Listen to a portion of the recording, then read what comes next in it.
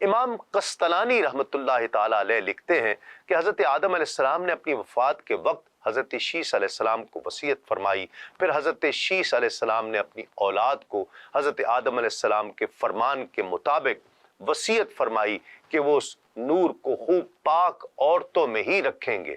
یہ وصیت اولاد آدم میں جاری رہی اور ایک زمانے سے دوسرے زمانے میں منتقل ہوتی رہی، یہاں تک کہ اللہ تعالیٰ نے یہ نور حضرت عبد المطلب میں رکھا۔ ان کے یہاں حضرت عبداللہ رضی اللہ تعالیٰ عنہ کی ولادت ہوئی، جو کہ حضور نبی کریم صلی اللہ علیہ وآلہ وسلم کے والد محترم ہیں۔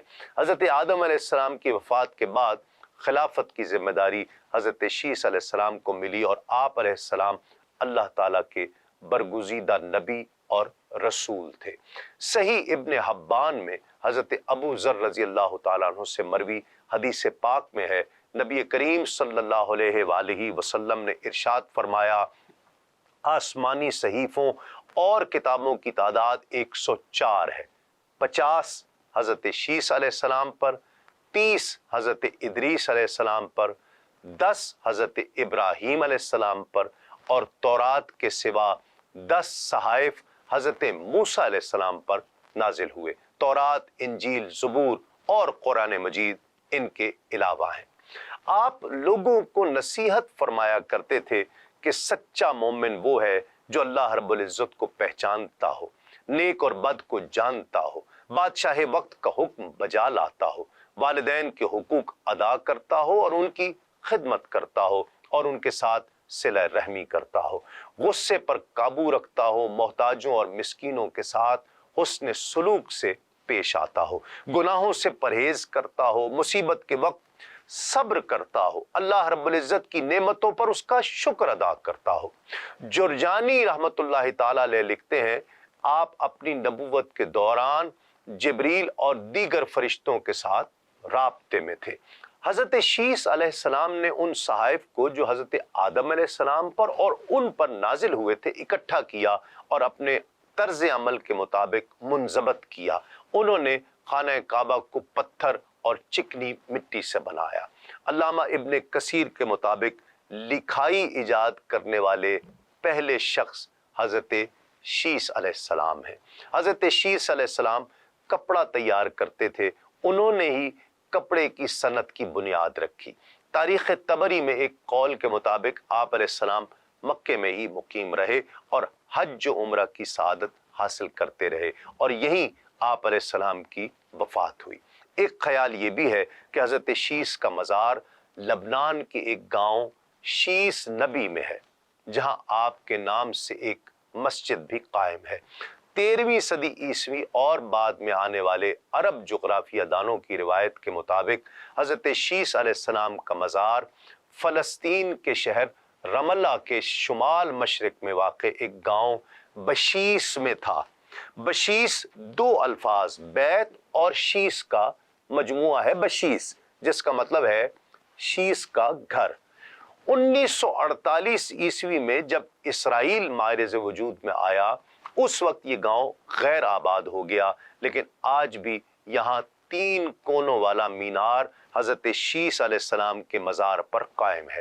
آپ کی قبر کے حوالے سے یقین سے کچھ نہیں کہا جا سکتا، البتہ اکثر مورخین نے قدیم کتب سماویہ اور دیگر قرائن و شواہد کی روشنی میں کہا ہے کہ آپ کی قبر ہندوستان کے صوبہ اتر پردیش کے ضلع فیض آباد کے قصبہ اجودھیا میں ہے، لیکن بعض مورخین نے آپ کی قبر بالبک اور بعض نے کوہ آدم سراندیپ میں ہونے کا لکھا ہے۔ وفات کے وقت آپ علیہ السلام نے اپنے بیٹے انوش کو وصیت فرمائی، چنانچہ بعد وفات انوش نے معاملات سنبھالے، پھر انوش کے بیٹے کینن نے، پھر ان کے بیٹے ملائل نے معاملات سنبھالے۔ جب انوش کے وصال کا وقت قریب آیا تو انہوں نے اپنے فرزندوں، پوتوں، ان کی عورتوں اور ان کے فرزندوں کو بلایا۔ جب سب حاضر ہو گئے تو سب پر درود بھیجا اور ان کے لیے خدا سے برکت کی درخواست کی، اور اس بات سے منع فرمایا کہ ان کے فرزندوں میں سے کوئی بھی قابیل ملون کی اولاد سے راہ و رسم نہ رکھے۔ پھر آپ نے قینان کو اپنا وصی نامزد کیا اور انہیں حضرت آدم علیہ السلام کے جسد کی حفاظت کی وصیت کی اور سب کو حکم دیا کہ ان کی خدمت میں خدا کی نماز پڑھیں اور اس کی بکثرت تقدیس کریں، پھر آپ کی آنکھ بند ہو گئی اور دنیا سے رخصت ہو گئے۔ قینان ایک متقی اور پرہیزگار انسان تھے جنہوں نے اپنے باپ کی وصیت کے مطابق اپنی قوم کو خدا کی اطاعت و فرما برداری اور اس کی عبادت کرنے کے ساتھ ساتھ حضرت آدم علیہ السلام اور حضرت شیس علیہ السلام کی وصیتوں کی پیروی کا حکم دیا۔ تاریخ یعقوبی میں مذکور ہے قینان کے بعد ان کے وسیع مہلائیل اپنی قوم کے درمیان آئے اور انہیں خداوند عالم کی اطاعت اور اپنے باپ کی وصیت کا اتباع کرنے کا حکم دیا۔ فارس کا خیال ہے کہ مہلائیل تمام اولاد آدم کے بادشاہ تھے۔ آپ نے مختلف شہروں سے دور جا کر کئی قلعے تعمیر کیے۔ بابل اور سوس اقصی کو بھی آپ نے ہی بسایا۔ اپنے لیے ایک شاندار تاج بھی بنوایا جسے پہن کر آپ تخت حکومت پر بیٹھتے۔ آپ نے 40 سال حکومت کی۔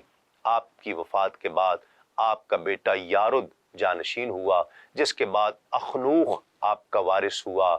اخنوخ ہی ادریس کے لقب سے مشہور ہوئے اور حضرت شیس کے بعد نبوت سے سرفراز ہوئے۔ دین اسلام کے مختلف امور سے آگہی کے لیے ابھی سنو نیوز کا یوٹیوب چینل سبسکرائب کیجئے اور بیل آئیکن کا بٹن ضرور پریس کیجئے۔